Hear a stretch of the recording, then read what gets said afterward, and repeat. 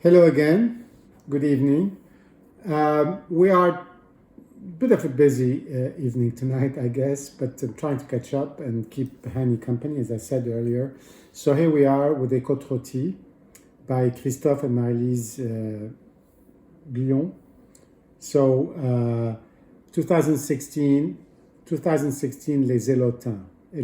That's what it's called. Now, this is these guys started making wine towards the end of the last century, so it's a relatively new family. It's not one of those going back generations, but they're really focused on quality. And as some of the people say, you really know the quality of the domain by the quality of their entry level wine or their like most affordable wine. Not necessarily the wine they make, just for every day, but they kind of the first wine. And so this is their entry level. For Côte Rôtie entry level, of course, we know it's all relative. It's a mix of several terroirs, both in the south, and the north of the Côte Rôtie, all the way up to next to Côte Brune, and all the way in the south next to Combard.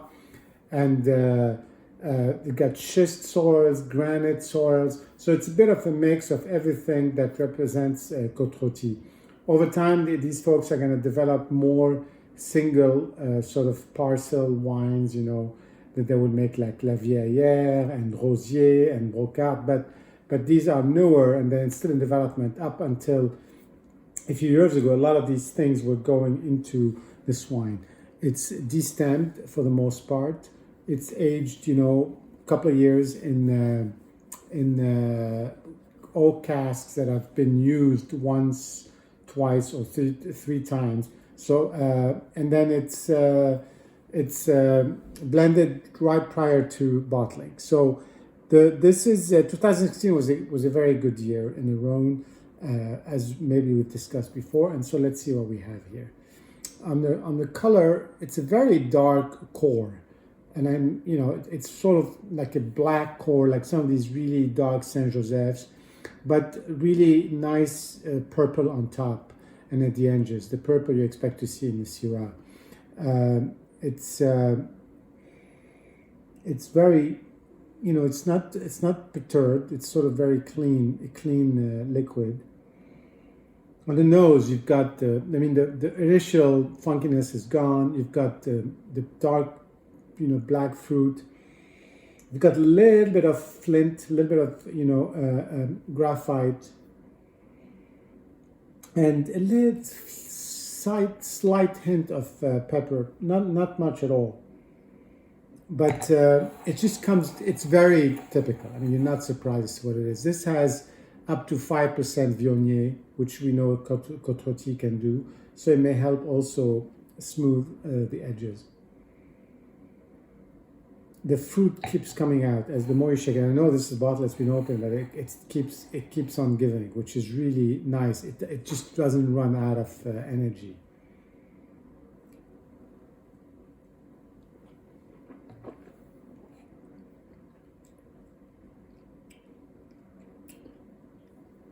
On the palate, it's your typical red fruit, primary cassis, I would say.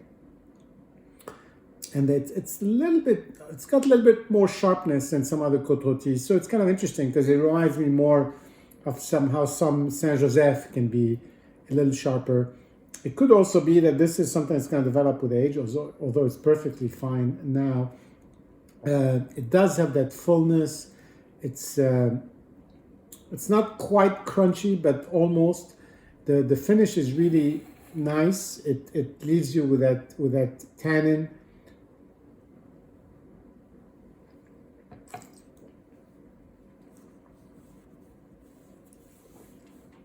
It really has a little bit of everything, and this maybe comes from all these different vineyards that are brought in together. It's got the fruit, it's got the pepper, a little, especially on the finish.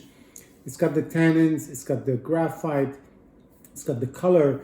It's really like a truly multicolored, representative of the region, which is not necessarily, it's different. I mean, if you drink a Côte Brune, you're going to have the Côte Brune, the intensity, the darkness of it. If you drink a London, but this is a little bit of a mix of everything. Maybe some people don't like that, but I do think if you want to have an entry level, really good Côte Rôtie, this is what you're going to get. Something that's assembled each year from different areas, and they do different things with the grapes. Maybe they'll have a single vineyard that they'll keep the best grapes for, and some of the really good grapes, but not the best, they'll mix into their assemblage that they make here, like Rostand does with Empodium, which is really great, again, entry-level Côte Rôtie. So this is a very good entry-level Côte Rôtie. It's cheaper than Empodium, but it's not cheap. And it's really on par, I would say, with some of the best Saint-Joseph's, but a little bit of Viognier takes the edge off. Really interesting mix. Cheers.